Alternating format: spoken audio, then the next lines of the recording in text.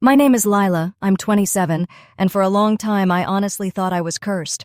Not the kind of curse you break with crystals or sage. The kind of curse you get when one man decides your entire existence belongs to him, even after you leave. For years, every time a man so much as smiled at me, something bad happened to him. Tires slashed, threats whispered in parking lots, anonymous notes. It felt like there was a target painted on anyone who was polite to me. Now, I live with a man who's 6'5", fights in a cage for a living, and is somehow the gentlest person I've ever met. I'm engaged. I'm safe. But getting here felt like crawling out of a burning building on my bare hands. I met my ex, Brandon, when I was 22. He was handsome in that clean, put-together way that makes parents like you immediately. Worked at a financial firm downtown in Seattle. Wore suits that always looked freshly pressed. Knew the right wine to order, made old ladies at grocery stores laugh. The first few months were a montage of perfect boyfriend moments. Surprise flowers at my office, good morning texts, dinners at restaurants I couldn't really afford myself. He remembered my favorite authors, my coffee order, my mom's name.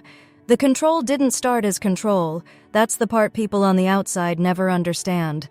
It was, text me when you get home so I know you're safe. Cute. Considerate. Then, maybe don't wear that dress when you go out with your friends, baby. You look incredible, but guys stare. I don't want anyone disrespecting you. Then, why are there so many dudes in your contacts? You don't need male friends. You have me. I should be enough, shouldn't I? Bit by bit, my life got smaller. One by one, my friends drifted away, or were pushed. He didn't like my best friend Hannah because she was too opinionated and put ideas in my head. He didn't like my coworker Marcus because we laughed too much at work. He didn't like my hobbies if they involved leaving the apartment without him. By the time I was 26, my entire world was my graphic design job, Brandon, and the apartment we shared. The night I finally left didn't look like a movie. There was no screaming match, no big dramatic scene. Just me, zip-tying a suitcase shut while my hands shook, sliding my cat into her carrier, grabbing my laptop and a folder of documents I'd quietly copied over months. Brandon watched me from the doorway, arms folded, head tilted. "So this is what you're doing?" he said quietly. "You're really going to ruin everything we built because you got a little sad?" I didn't answer. If I started talking, I didn't trust myself to keep going. He followed me to the door, still calm. "You'll be back," he murmured. "You're not built to be alone, Lila. You need someone to keep you in line. You know that." I walked out anyway. I thought leaving would end it. It didn't. I found a tiny studio across town, cheap, with thin walls and a view of a brick alley, but it was mine. I bought a couple of second-hand pieces of furniture, stacked my sketchbooks in a neat pile, and tried to remember what it felt like to make decisions without checking his mood first. 2 days after I moved in, I went to Target. It was such a stupidly normal errand. I needed trash bags, dish soap, a shower curtain. I pushed my cart to the cleaning aisle and stood there, overwhelmed by the stupid number of sponge options. A guy about my age walked past, pushing his own cart. He glanced at me, gave a small, polite smile, the kind of automatic thing people do when you almost bump carts. I smiled back. A reflex. A human response. That was all. I finished my shopping, drove home, unpacked. I'd just set the last bottle under the sink when my front door shook like someone was trying to take it off the hinges. My heart stuttered. "Lila, open the door!" Brandon's voice. Sharp. Too loud. He pounded again, harder. "I know you're inside. Open the damn door!" I backed away, hands shaking so badly I almost dropped my phone, dialing 911. I pressed myself to the wall by the kitchen and listened to him rage through the cheap wood. "I saw you," he shouted. "I saw you at Target. I saw that loser eyeing you up, and you smiled back like a whore. You think you can walk out and just start flirting with men in public? You think I'm going to let some random guy think he has a chance with you?" The operator kept asking me questions. Was he breaking in? Did he have weapons? Was I hurt? I couldn't seem to form full sentences. I told her my address. She said officers were on the way. By the time the police arrived, his pounding had turned into soft, almost polite knocks. When they opened the door, Brandon stepped back with his hands up, that easy, charming smile pasted on his face. "Officers, I'm so sorry," he said immediately. "My ex and I just broke up. I got emotional, wanted to talk, and she misunderstood. That's on me. I never meant to scare her." He looked at me over the officer's shoulder, still smiling, but his eyes were flat and bright. I felt like a bug under a microscope. The cops asked me if he'd hit me. No. Had he threatened me directly? Not really. Had he tried to force entry? No, the door was intact. They gave us both a lecture about healthy boundaries, told him to leave, and told me to call again if he came back. 20 minutes after they left, my phone lit up with a text from a number I didn't recognize. "You really smiled back at him? Keep that up and he won't be smiling at anyone for long." I blocked the number, deleted the text, and sat on the floor staring at my own knees until it was dark. That was the first time. The second time was at a coffee shop by my office. There was a barista there, this sweet kid who always remembered my order. He'd noticed I came in around the same time every morning and started joking about it. "You're my unpaid shift change alarm," he said once, laughing as he handed me my latte. "You walk in, I know it's 10:30. It was harmless, light. That afternoon on my way home, I saw flashing lights in the parking lot. 2 cop cars. The barista stood beside a beat-up sedan, staring at it like he couldn't understand what he was seeing. All 4 tires were slashed. His manager was talking to a police officer, gesturing up at a security camera. The kid shook his head, running his hands through his hair, pale with stress. I didn't need footage. I knew. The third time was at my gym. I'd just finished a set on the leg press when a guy came up, maybe 30, in a faded college t-shirt. "Hey, are you still using that bench?" he asked politely, nodding toward the one next to me. "No, go ahead," I said, wiping my sweat off the pad. He smiled, moved away. That was it. When I was grabbing my bag from the locker room later, I saw the same guy at the front desk, flushed and angry. "That dude is insane," he was telling the staff. "He came up to me in the parking lot saying I needed to stay away from his girl, or he'd make me regret ever coming back here. I don't even know who he's talking about." The front desk girl frowned, clicked around on her computer, then pulled footage from the parking lot. I watched over her shoulder as Brandon's face appeared on the screen, distorted by the fisheye lens but unmistakable. Security took screenshots. The manager told me quietly that they were banning Brandon from the property. It didn't make me feel safer. It just made me feel like now he'd be angry and find new ways to get around rules. I tried for a restraining order. I told a lawyer everything I could remember. The door pounding, the slashed tires, the threats to other men. He listened, tapping his pen, then sighed. "He's careful," he said. "He knows just where the line is. No direct threats to you that you can prove. No physical assault after the breakup. Most of what you're describing happened to other people. It's maddening, but judges want clear evidence." I walked out of that office feeling like I'd been told the boogeyman was real, but there was no law against being afraid of the dark. Friends told me to move cities. Hannah begged me to come crash with her until I figured something out. My mom called from Ohio every other day. "Come home," she said. "You don't have to be brave. Just come home. There are jobs here. We'll make space. You don't owe Seattle anything." But I'd built something here. I liked my job as a graphic designer at a small marketing firm. I'd fought my way into this little imperfect independence. I resented the idea that I had to run while he stayed put, living his shiny, normal life. So I stayed.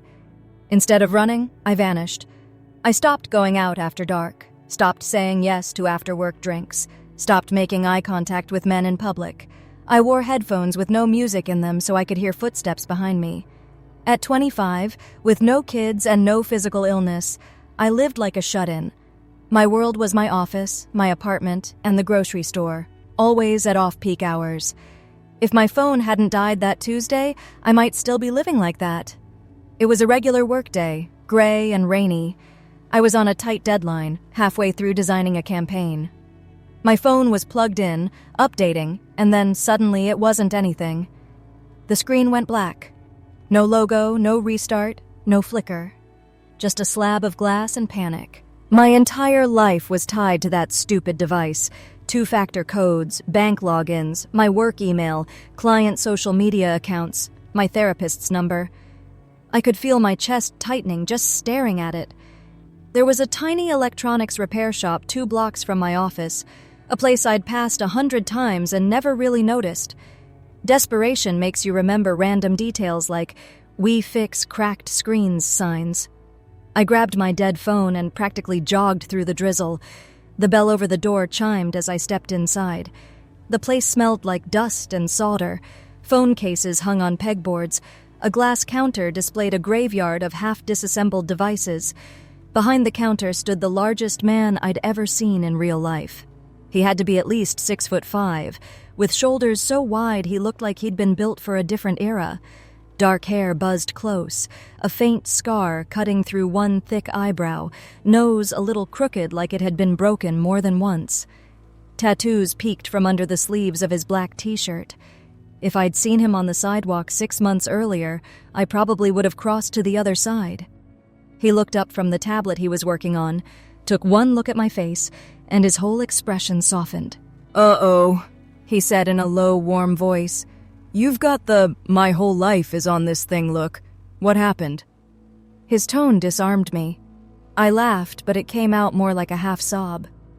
"It just died," I said, putting the phone on the counter. "I have a deadline and all my codes and my work email is logged in." Okay. He held up his hands, palms out. "Deep breath. You're in the right place. I'm Noah, by the way." "Lila," I said automatically. He picked up the phone, turned it over in those enormous hands with surprising delicacy, plugged it into a testing cable, frowned. "Battery's cooked," he said after a minute. "Charging port might be on its last legs, too. Good news. I have both parts. Bad news, you're going to be phoneless for like an hour." "I don't have an hour," I said, feeling tears prick the backs of my eyes. "I have a campaign due in 2, and all my verification codes." "Do you have your laptop?" he asked. "Yes, but—" "There's a cafe next door," he said, nodding toward the wall. "Free Wi-Fi. You can log into your stuff from there if you remember your passwords. I'll rush this. I won't charge you for labor, just the parts." "You don't have to—" "I know I don't have to," he said with a small smile. "I want to. You look like if one more thing goes wrong, you might spontaneously combust." He was right. I wanted to warn him. I wanted to say, "If you're nice to me, my ex will make you pay for it." Instead, I said, "Thank you," and fled. 40 minutes later, my phone was back from the dead. My deadline was saved, and I was so grateful I could barely talk. Noah slid my receipt across the counter with a small white business card clipped to it. "You ever have tech drama again, you know where to find me," he said. "Phones, laptops, haunted printers, we do it all. 6 days a week." I took the business card, said thank you one more time, and walked out feeling shaky but weirdly lighter. I turned the corner toward my office and froze. Across the street, leaning against a brick building like he had nowhere else in the world to be, was Brandon. He was in his usual uniform, pressed shirt, nice jeans, leather shoes, hands in his pockets, watching. Only he wasn't looking at me. He was looking at the window of Noah's shop. When I appeared, his gaze slid over and he smiled. Not the charming smile he used for waitresses and my parents. A slow, thin curve of his lips that made my blood run cold. A warning. I walked faster, too afraid to look back in case he took that as an invitation. That night, I barely slept. My brain played a loop of possible scenarios. Noah's shop window smashed, the door spray-painted with insults. Noah beaten up in a parking lot. Noah opening the shop the next morning to find his equipment ruined.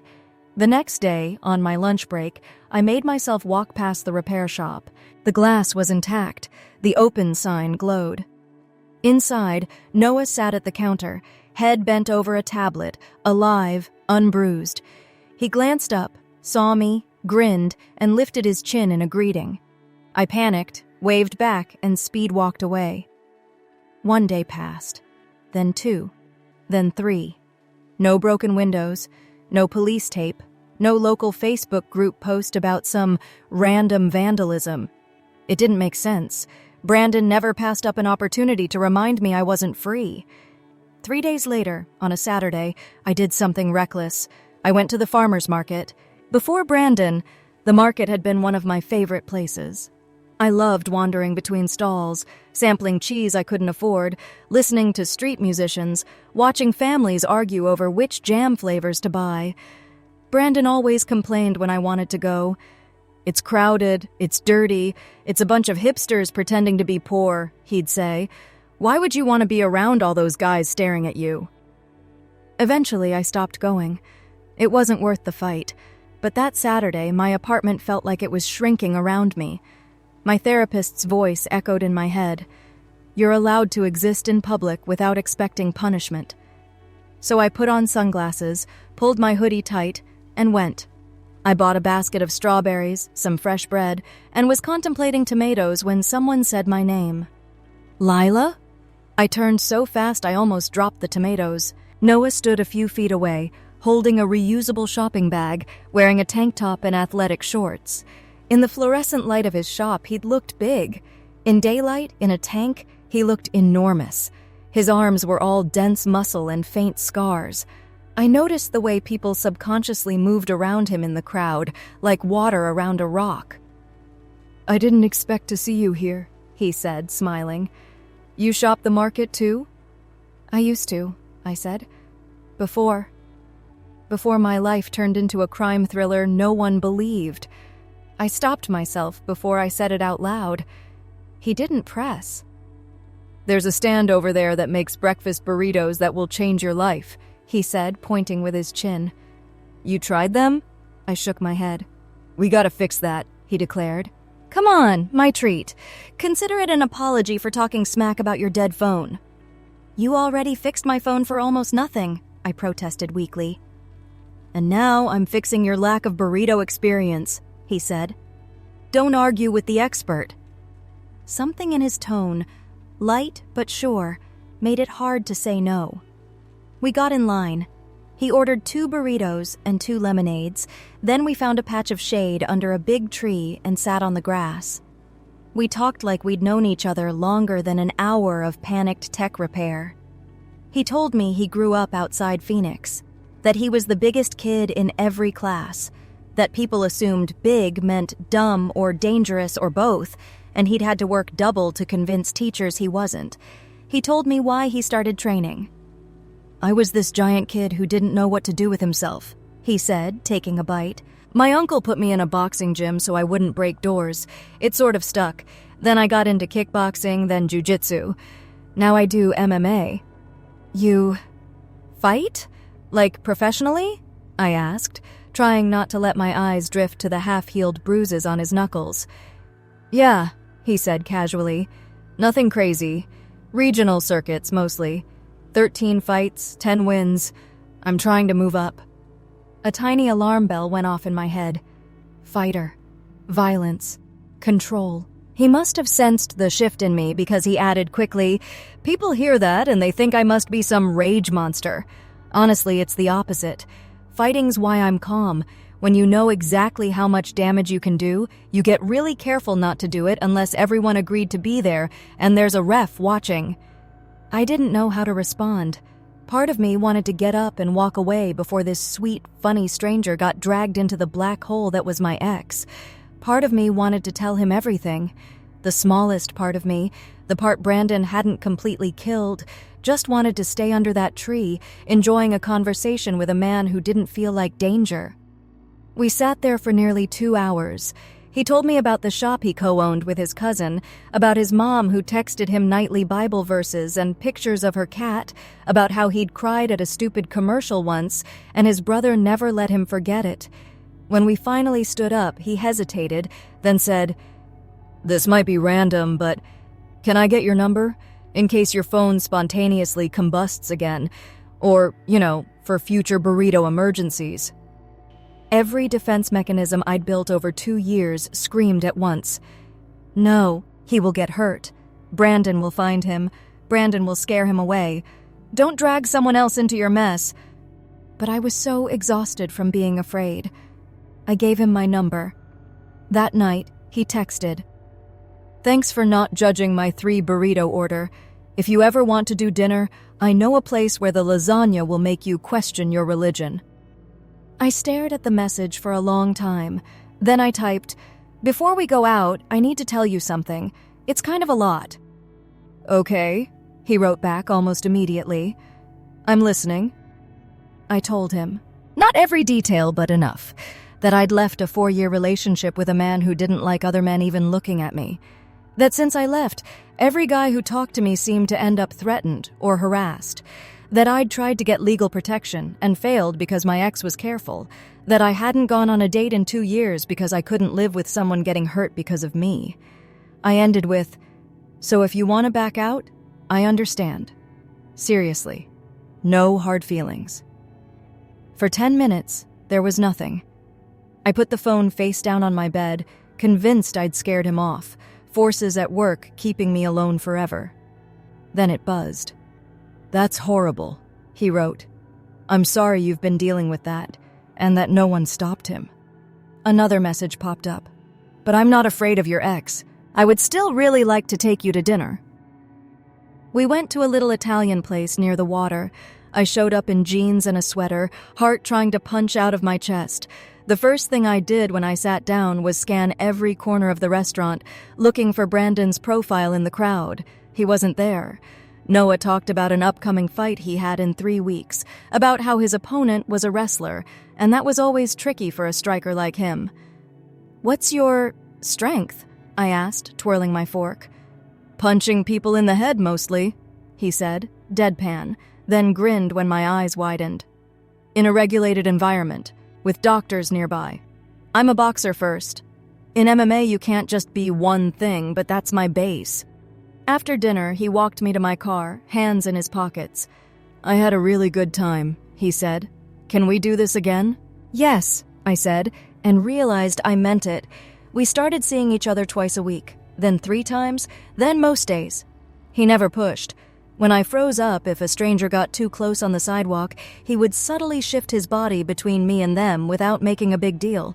When I flinched at sudden noises, he pretended not to notice but would always rest a big warm hand on my back until my shoulders dropped. The weirdest part was that Brandon didn't show up. Not outside the restaurant, not in the parking lot of my office, not watching from across the street. For weeks, there was nothing. Silence. The part of me that remembered what peace used to feel like thought, maybe he finally moved on. Maybe he's terrorizing someone new. The part of me that had lived with him for 4 years thought, no, he's waiting. 3 weeks after our first dinner, Noah's fight rolled around. He gave me 2 tickets. I brought Hannah. We sat in a row of plastic chairs under harsh arena lights, the smell of sweat and spilled beer hanging in the air. I'd never been to a live fight before. The cage looked smaller in person, more claustrophobic. "That's your boyfriend?" Hannah asked when Noah walked out to his music, shirtless, muscles glowing under the lights, his face a blank mask of focus. "Apparently," I said, half in awe, half in disbelief. The violence of it shocked me. The sound of fists hitting flesh is ugly and wet. The way bodies smack the canvas when they fall made my stomach twist. I covered my mouth more than once, but watching Noah move was like watching someone play chess at high speed. He wasn't swinging wildly. He was patient, calculated. He let the other guy crash into him, peppered him with jabs, circled away from danger. In the second round, he landed a left hook that turned the other man's knees to jelly. His opponent collapsed. The ref waved it off. The crowd exploded. I found myself screaming, not from fear, but from something weirdly close to pride. Backstage, in a maze of lockers and sweat and tape, Noah's face lit up when he saw me. "You came," he said, sounding genuinely surprised. "Of course I came," I answered. Without thinking, with coaches and training partners and random officials milling around us, he reached for me and kissed me. It wasn't a movie-style dip or anything. It was simple, certain, but it felt like he was kissing away a layer of dust Brandon had left over my heart. Later, in his beat-up pickup in the parking lot, he sat in the driver's seat, flexing his taped hands and staring at the steering wheel. "I need to tell you something," he said finally. My stomach dropped. Here it comes, I thought. He's going to tell me he can't deal with the ex-drama, that I'm too much trouble, that this is where I get left behind for my own good. "Your ex came to the shop," Noah said instead. 2 weeks ago." The world tilted. "What?" My voice came out thin. "He waited until closing," Noah said. "My cousin left. I was cashing out. Brandon walked in like he owned the place, shut the door, and told me very politely that I needed to stop seeing you." My hands started to shake. "I'm so sorry," I whispered. "I should have—" "Lila." His voice was firm but gentle. "You didn't summon him like a demon. That's not how this works. Let me finish." I nodded, teeth in my lower lip. "He started bragging," Noah continued, "about all the little lessons he'd had to teach guys who got too friendly with you. Told me about your gym, the barista. Made it sound like he was doing public service announcements." I felt sick. Hearing it confirmed like that, from someone else's mouth, made it too real to minimize. "I let him talk," Noah said. "Didn't interrupt. I wanted to see exactly who he was. Then I told him I fight for a living, that I've spent 12 years learning how to deal with bigger, faster, meaner men than him in a cage built for violence. I told him I don't start fights, but I'm very good at ending them." "What did he say?" I asked, unable to picture Brandon anything but smug. "At first he laughed," Noah said. "Tried to puff up, tried to tell me I didn't know who I was messing with. I told him I knew enough. I told him if he ever came near you again, texted, followed, hovered outside, scared your friends, I'd consider it an attack, not just on you, but on me, and I'd respond appropriately." Silence filled the truck for a second. "What did he do?" I forced myself to ask. "He realized I wasn't bluffing," Noah said simply. "And he left. Haven't seen him since." "You threatened him," I said, a little dazed. "I gave him consequences," Noah corrected. "You've been living in a world where he's the only one who gets to set consequences. That's over." He looked over at me, eyes soft but unflinching. "I know you've been protecting everyone around you for a long time," he said. "Not texting people back, not smiling, not going out. You don't have to protect me, Lila. That's my job now. To protect you, to protect what we're building." It was the strangest feeling, being told someone wanted to take on my monster and realizing I believed him. That was 4 months ago. Brandon hasn't contacted me once since then. No late-night door pounding, no strange cars idling outside my building, no accidents for random men in my orbit. The silence feels different now. Not like the quiet before an explosion. Like absence. In those 4 months, Noah and I went from drifting between my studio and his tiny apartment above the shop to looking at rental listings. We were sitting on my floor one night, surrounded by boxes of takeout, when I said, "I can't be in this place much longer. It feels like his shadow is still in the walls." "Then let's find new walls," Noah said immediately. "Ones he never touched. House hunting with trauma is a strange experience. Every place we visited, normal people would see light and layout and storage. I saw, how far is the bedroom from the front door? How many locks? Any back exits? Can someone see in from the street?" After the third place, Noah caught me standing in a hallway, counting invisible escape routes with my eyes. "We're going to find a place where you feel safe," he said quietly. "Not just where the rent makes sense. That's the only non-negotiable." We found it 3 weeks later, a little 2-bedroom house on a quiet street with actual trees and a small porch, the kind of place where kids left scooters on lawns without fear. The landlord, Mrs. Parker, was a retired teacher who lived 2 houses down. When she met Noah, she laughed. "Oh, thank God," she said. "You're huge. It's good to have a gentle giant on the block. Makes the porch pirates think twice." "I can glare on command," Noah said solemnly. We moved in on a Saturday. Hannah came to help, along with two of Noah's training partners, Miguel and Dante. They were both fighters, covered in bruises and tattoos, but they treated my boxes labeled art stuff like they were carrying glass. "Dude, you need to shut up about her," Dante told Noah at one point, lugging a box of cookbooks. "You talk about Lila like she invented oxygen. We get it. You're in love. It's gross." Noah threw a roll of packing tape at his head. That first night, we didn't have a couch yet, so we sat on the living room floor eating pizza out of the box. The room was empty, but it felt more full than any place I'd lived in years. Noah slung an arm around me and said, "This is ours. Our house. Our rules. Nobody else gets to write on these walls." I believed him. We settled into a rhythm. We had our first real argument about 3 months in. It wasn't about anything big. He'd said he'd be home from the gym by 7.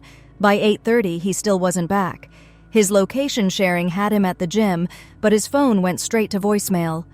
By the time he walked in at 8:45, laughing at something Miguel had said in the parking lot, my anxiety had curdled into anger.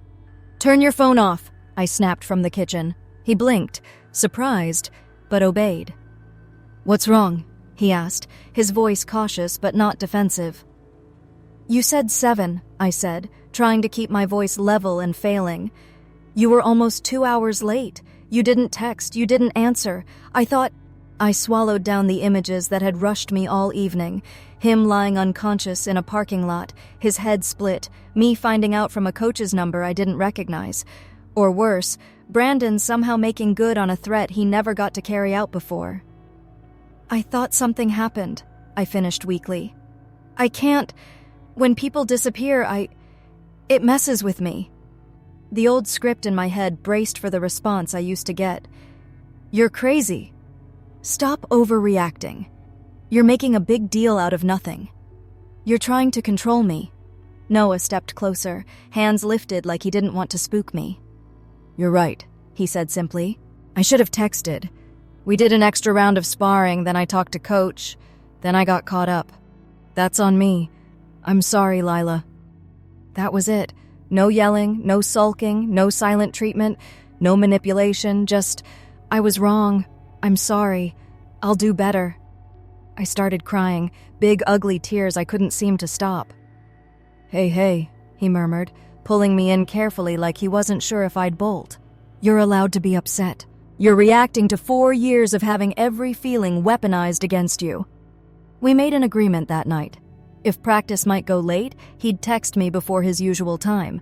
If I started spiraling, I'd say, "I'm back in the old movie," so he'd know my fear was about Brandon's patterns, not his actions. It wasn't magic, but it was the first time a fight didn't leave me feeling like the floor had dropped out from under my life. Around that time, Noah gently pushed me toward therapy again. He sat with me while I Googled trauma therapists, helped me call an office when my voice shook too much to talk. I ended up with Dr. Avery Holt, a soft-spoken woman in her 30s with an unnerving ability to read my mind. "You survived by adapting to an unsafe environment," she said in our second session. "You made yourself small, agreeable, hypervigilant. That wasn't weakness, that was intelligence. Now your body is still reacting like you're in that environment even when you're not. We're going to teach it that you're safe now." Week after week, we unpacked things I didn't know I'd packed, not by reliving every horror, but by gently examining the scripts I was still running. If I laugh too loud, he'll be mad. If a man is nice to me, he wants something. If I let myself be happy, it will be taken away. Healing wasn't linear. Some days I woke up light. Some days I shook on my bathroom floor because the sound of someone pounding on a neighbor's door took me straight back to my old building. About 5 months into living with Noah, I went out to dinner with him and some of his friends from the gym. One of them brought his new girlfriend, a girl my age with long dark hair and anxious eyes. She started telling a story about her ex. The way he would just show up at the restaurant where she worked. The way he needed to know where she was at all times because he worried so much. The way he'd sulk for days if she didn't respond instantly. The restaurant was crowded, loud. Men's voices bounced off the walls. The clink of glasses sounded like something breaking. Someone laughed too loud at the bar, and my heart jumped. My chest got tight. My hands went numb. I excused myself and walked to the bathroom, locked myself in a stall, and slid down the door until I was sitting on the floor. In through the nose, I whispered to myself. Out through the mouth. 5 things I can see, 4 things I can feel, 3 things I can hear. Nothing worked. My body had already dumped adrenaline into my veins. I felt like I might throw up. 10 minutes later, someone knocked softly. Lila? Hannah's voice. You okay? I can't breathe, I choked. She slipped into the next stall, reached her hand under the partition. Take my hand, she said. When I did, she squeezed it. You're safe. You're not there anymore. You're here. Noah's outside. Your ex is not. You're safe. Eventually, Noah pushed the door open a crack. Can I come in? He asked. Yeah, Hannah said. He took one look at me sitting on the floor, face blotchy, breathing too fast, and there was no confusion in his eyes, only concern. He didn't pepper me with questions. He didn't tell me to calm down. He didn't act embarrassed. He just said, "We're going home," helped me up, told his friends a quick lie about me not feeling well, and drove us back to our house with one hand on the wheel and the other wrapped around mine. That night, I apologized over and over. I ruined dinner, I murmured into his chest. You had a panic attack, he said. That's like saying you ruined the day by having a heart attack. Your body did something you didn't want it to. That's not your fault. He was the one who convinced me to increase my therapy sessions. You're getting better, he told me. But getting better doesn't mean you never have bad nights. It means you know what to do when they come. A few weeks later, I was at the grocery store by myself, standing in front of the frozen vegetables, trying to decide between peas and mixed veg, when I saw him. Brandon, pushing a cart at the end of the aisle. He saw me at exactly the same moment. For a heartbeat, we just stared. In those 4 years together, if he ever caught me doing something he didn't like, his whole body sharpened. Shoulders back, jaw tight, eyes flat, ready to punish, ready to make me smaller. This time, something different flickered across his face. Recognition. Then calculation. Then, shockingly, fear. He grabbed his cart handle, turned, and walked quickly down the opposite aisle without a word. He left the store without looking back. I stood there, hand frozen mid-reach toward a bag of peas, my heart pounding for a whole new reason. Then I started laughing. Not hysterically, not wildly, just a small, incredulous laugh that broke the spell he'd had on that aisle.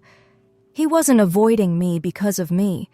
He was avoiding what stood next to me now. The idea of Noah. The memory of that conversation in the shop. The knowledge that there were finally consequences he didn't control. That night, when I told Noah, he grinned. He ran away from you, he said. Good. He should have done that a long time ago. I feel like I should feel bad about you scaring him off, I admitted. Like, is that just more of the same? One guy using fear to control another? There's a difference, Noah said. He used fear to make your world smaller. I used fear so he couldn't do that anymore. I'm not telling you who to talk to or where you can go. I'm telling him he's not allowed to be the wolf at your door. It's not the same thing. A few days after the grocery store, I got a Facebook message from a woman named Maya. Her profile picture showed her sitting on a dock, squinting at the sun, hair blowing across half her face. She looked young. Hi, the message read. I hope this isn't weird, but a friend of a friend mentioned that you used to date a guy named Brandon Cole. I've been seeing him for a few months. Some things are starting to feel off. I was wondering if we could talk. My stomach dropped. It wasn't exactly a surprise. When men like Brandon lose control of one victim, they don't just stop. They find a new project. I called Noah as soon as I read it. What do I do? I asked, voice shaking. We meet her, he said without hesitation. You tell her the truth, and then she can decide what to do with it. At least she'll have a choice you never had. We met at a coffee shop in a big chain bookstore. Neutral territory, public, cameras. I picked a table where I could see the door. Maya walked in wearing a green sweater and jeans, twisting her hands in her sleeves. She looked more nervous than I felt. "He told me you were crazy," she said within the first 2 minutes, then flinched at her own words. "I'm sorry, that sounds awful. He said you cheated on him, and when he broke up with you, you tried to ruin his life. He said you made up stories about him to get back at him." "That's his script," I said quietly. "He used it on me, too. Only then the crazy ex was the girlfriend before me." I didn't sugarcoat. I told her about the 4 years of slow erosion, the way he'd made me doubt my own memory, how he'd refused to tell me what I'd done wrong, making me beg for forgiveness, the door pounding, the barista's tires, the gym parking lot threat, the way he hovered around my life after I left, hurting anyone who came too close. With each piece, her face got whiter. "He's already checking my phone," she said in a small voice. "He says it's because he has trust issues because of you, that he needs transparency to feel safe." "That's not trust," I said. "That's surveillance, and it's going to get worse." When we left, she was crying quietly, clutching her bag. 2 days later, she texted me from a new number. "I broke up with him. He lost it, started yelling, punching the wall next to my head. I grabbed my stuff and ran." "Thank you." I showed Noah the message. "You broke the pattern," he said. "You gave her the roadmap you never got." "I just opened the door," I said. "She ran through it herself." 3 nights after that, my phone rang late. Unknown number. I almost let it go to voicemail, then something in my gut told me to pick up. "Hello? Lila?" Maya's voice, thin and shaky. "I'm so sorry to bother you. He's outside my apartment." My heart lurched. "How long has he been there?" "An hour, maybe more. He's just sitting in his car with the engine off, staring up at my window. I called the cops. They said unless he tries to come in or threatens me directly, there's nothing they can do." She was crying, trying to be quiet. "Text me your address," I said, already grabbing my keys. I told Noah, "Maya, he's outside her place." "Let's go," he said. We drove in silence. My hands were slick on my thighs. When we turned onto her street, I saw his car before anything else. Same silver sedan, parked across from the building, headlights off, a dark shape in the driver's seat. Noah parked directly behind him, angled so Brandon couldn't just reverse out without hitting us. "I'll handle it," Noah said calmly. "Stay here. Lock the doors." He climbed out of the truck, all quiet power, and walked up to Brandon's window. From where I sat in the passenger seat, I couldn't hear the words, but I could see the body language. Noah knocked. Brandon rolled the window down a few inches. Brandon's mouth moved fast at first, his head jerking, that familiar, angry twist to his jaw. Noah listened, then said something short. He pointed back toward our truck, then up toward the building, then down the street. Whatever he said made the color drain from Brandon's face. I watched his shoulders slump. His eyes darted around, looking not like a predator but like a trapped animal suddenly aware of the hunters. He sputtered something else. Noah didn't move. After less than a minute, Brandon turned on the engine, pulled away from the curb, and drove off without so much as a glance at our truck. Noah slid back into the driver's seat. "He's gone," he said. "What did you say?" I asked, staring at his profile. "I reminded him of our previous conversation," Noah said. "Told him I'd done my homework, that I knew where he worked, that I'd read his firm's code of conduct, that they probably wouldn't love hearing recorded statements from multiple women describing harassment and stalking." "You researched him?" I asked softly. "Know your enemy," he said with a small smile. "Rule number 1 in a fight. Rule number 2, don't let him think he's the only one who can throw punches. Legal ones count too." We went upstairs and knocked on Maya's door. She opened it with tears still on her face, phone clutched in her hand. Behind her I could see packed bags as if she'd been ready to run. "He's gone," I said. "We saw him drive off. He's not coming back tonight." She looked past me at Noah, wary. "I told him if he harassed you again, or me, or anyone else connected to us, I'd make sure his boss knew exactly what he's been doing," Noah said. "He believes me." Before we left, I scribbled Dr. Holt's name and number on a post-it and handed it to her. "Therapy helps," I said. "It doesn't erase what happened, but it helps you live with it." After that night, weeks went by, then months. One Saturday, under our usual tree at the farmer's market with burritos in hand, Noah wiped salsa from his lip and said, "I have news." My stomach did a tiny nervous flip. "What kind of news?" I asked. "I'm fighting for the regional middleweight title next month," he said, eyes bright. "Biggest fight of my career so far." I grinned before I could stop myself. "I'll be there," I said immediately. "I know you will." He squeezed my knee. "But that's not the only thing I wanted to say." He set his food down, turned to face me fully.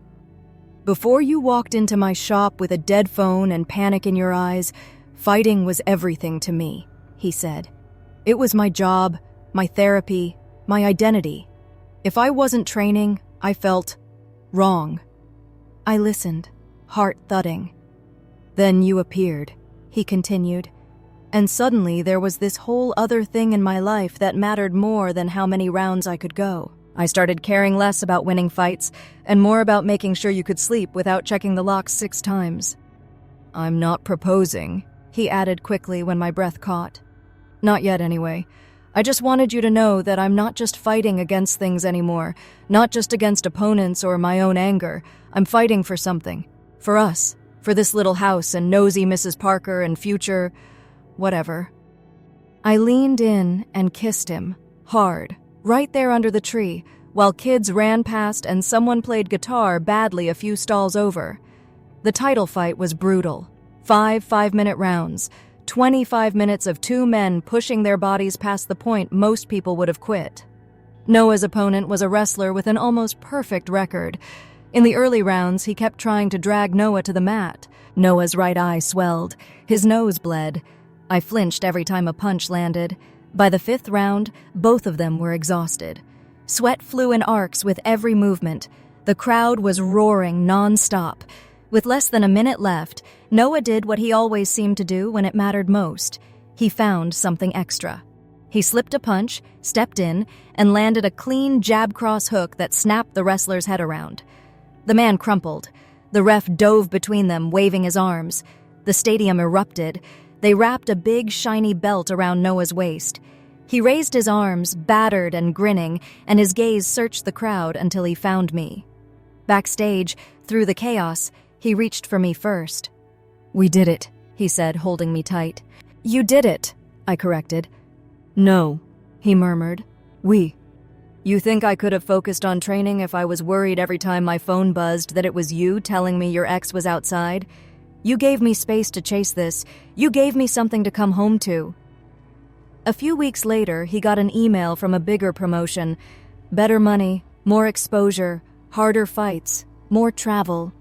He sat at our kitchen table, laptop open, brow furrowed.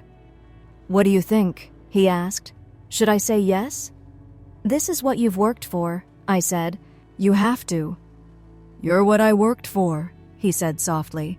"Fighting's just how I pay the bills." We decided together. I spoke to my boss about transitioning most of my work to remote. She agreed as long as I was available during core hours and hit deadlines. So we started traveling. We drove to shows in Portland and Vegas. We flew to Phoenix. I watched him warm up backstage, focus like a laser, walk into cages in random cities with my heart lodged firmly in my throat. He won some, he lost some. His first loss in the bigger promotion was in Las Vegas, under bright, unforgiving lights. His opponent was a veteran with slick footwork and an answer for everything Noah did. Noah fought well, but not well enough. The judges gave it to the other man. Back in the hotel room, Noah sat on the edge of the bed, still in his hoodie, his face unmarked but his eyes distant. "You fought really well," I said gently. He shrugged one shoulder. "Didn't win." "You can't win every fight," I said. "That's not how this works." "I wanted to win that one for you," he admitted, finally looking at me. "For us. First fight after the belt. I wanted to show you I'm not a fluke." "Hey," I said, sitting beside him. "I don't need you to be undefeated. I need you to be okay. To come home to me with all your bones in roughly the right places. You walking back to me after that decision meant more than any belt." He exhaled slowly, like something he'd been holding on to finally slipped free. "How did I end up with you?" he asked quietly. "Same way I ended up with you," I said. "Sheer dumb luck and a dead phone." 6 months into his new contract, we were in Phoenix again, the night before another fight. He was supposed to be sleeping, recharging, but he was sitting at the edge of the bed, fiddling with something in his hands. "What's wrong?" I asked from under the covers. "Nothing's wrong," he said. "I just realized something." He got up, went to his gym bag, and rummaged around. When he turned back, he was holding a small black box. My heart stuttered. "Lila," he said, voice suddenly steady and calm, the way it was when he was about to walk into the cage. "I know I said I wasn't proposing under that tree, but that was months ago, and I've been carrying this thing to every fight, waiting for some cinematic perfect moment with fireworks and music, and I realized the perfect moment is whenever I have the guts to ask." He opened the box. Inside was a simple ring, a thin band, a stone that caught the lamplight and threw it back in quiet flashes. Not flashy, just right. "Will you marry me?" he asked. All the air in the room seemed to leave at once. My throat closed. Tears sprang to my eyes so fast they blurred everything. I nodded so hard my neck hurt. He slipped the ring onto my shaking finger. We both laughed through our tears, this ridiculous, giddy, messy sound, and then we kissed like teenagers. The next night, he won his fight by submission. When the ref raised his hand, he pointed at me in the crowd. "This one's for my fiancé," he said into the mic, voice rough with emotion. 2 months later, we were knee-deep in wedding planning. Or more accurately, knee-deep in my mom and his mom arguing about centerpieces over Zoom, while Noah and I taste-tested cake flavors. "This is wild," I said one afternoon, watching my 6'5" fighter fiancé examine slices of cake like he was judging a competition show. "Guys punch you in the face for money, but you are serious about frosting." "Listen, if I'm going to wear a suit and vows and shoes that aren't sneakers, I'd better get decent cake," he said. "I vote lemon with raspberry filling." I blinked. "Bougie." The baker laughed. "You two are adorable," she said. "And for the record, lemon raspberry is an excellent choice." We decided on a small wedding. 40 people. Close friends, family, no one who hadn't seen us at our worst. The location wasn't a church or a fancy vineyard. It was behind Noah's gym. There's this outdoor training area there, a patch of concrete and mats with string lights zigzagging overhead. When the sun sets, the hills beyond it turn gold. "It's where I became who I am," Noah said. "It's where you watched me fight for the first time. It feels fitting." The owner said we could use it for free as long as someone cleaned up before Monday's classes. Around the same time, I got another unexpected message, this one from a man named Tyler. He introduced himself as a private investigator. "I've been hired by a woman named Rachel," he said on the phone. "She's currently dating Brandon Cole. There have been some concerning incidents. I've already spoken to a woman named Maya, who suggested I reach out to you. Would you be willing to provide a statement?" I sat at our kitchen table, staring out the window at Mrs. Parker watering her flowers. "How many women?" I asked quietly. "Between Maya, Rachel, and the others I've found, we're up to 5 with similar stories," he said. "I believe there may be more."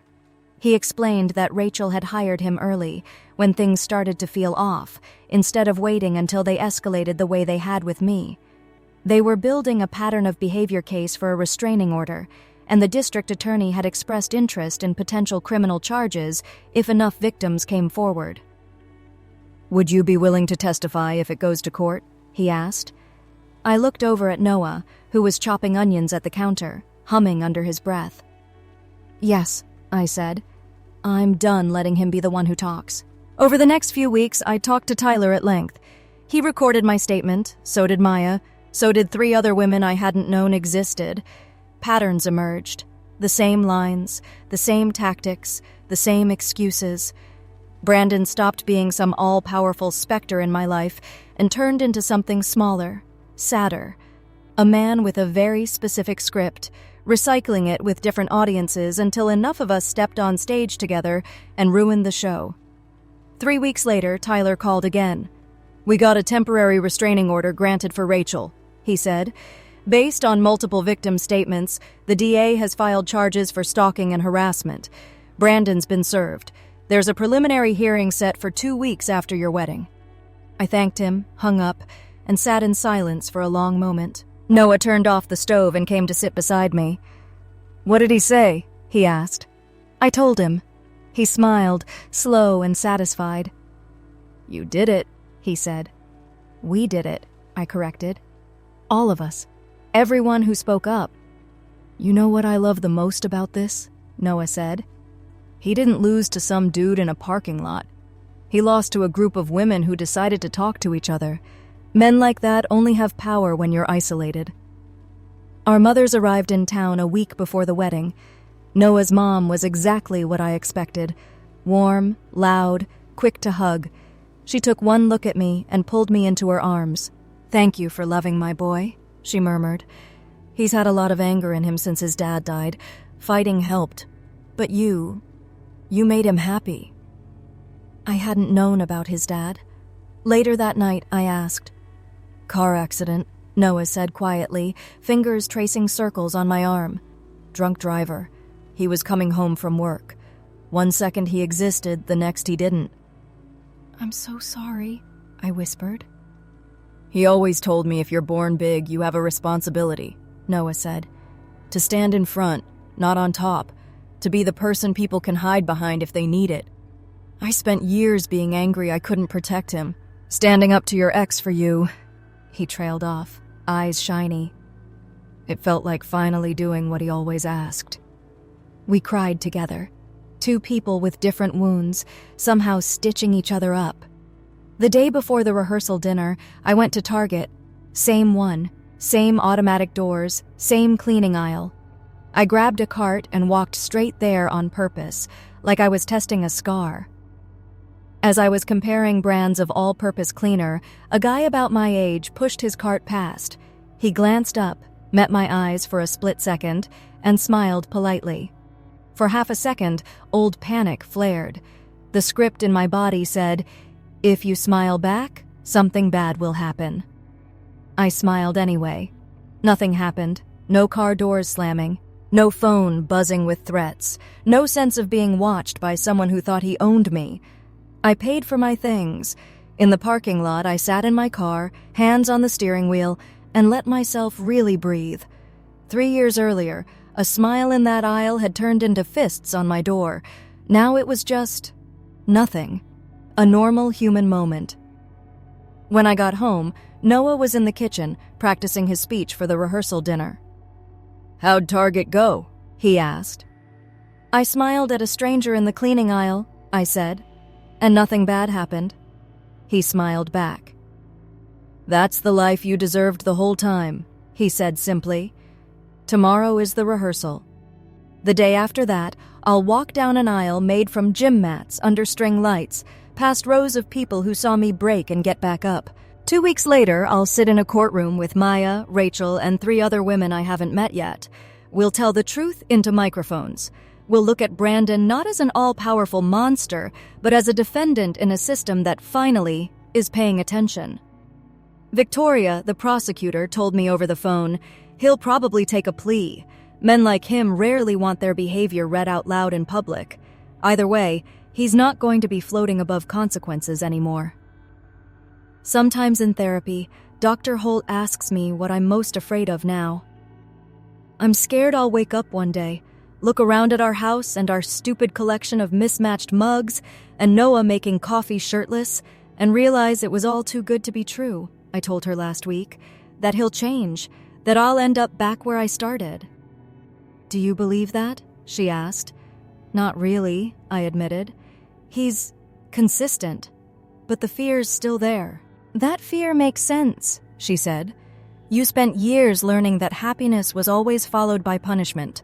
Your nervous system doesn't trust good things yet. But consider this. Maybe you're not afraid it's too good to be true. Maybe you're afraid you actually deserve to be this happy, and that's a hard belief to accept after what you went through. I sat with that for a long time. I am not grateful for what Brandon did to me.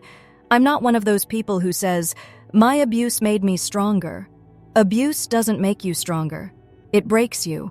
You make yourself stronger afterward, with an exhausting amount of work and help and time. I am grateful that I walked out of that apartment.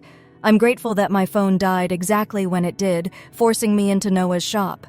I'm grateful that a man as physically imposing as Brandon wanted to be used his size to build a shield around me instead of a cage. Most of all, I'm grateful for myself, for the version of me that was terrified and shaking but still walked through the door, for the version of me that sat across from Maya and told the truth, for the version of me that will raise her right hand in a courtroom and say, "Yes, this is what he did."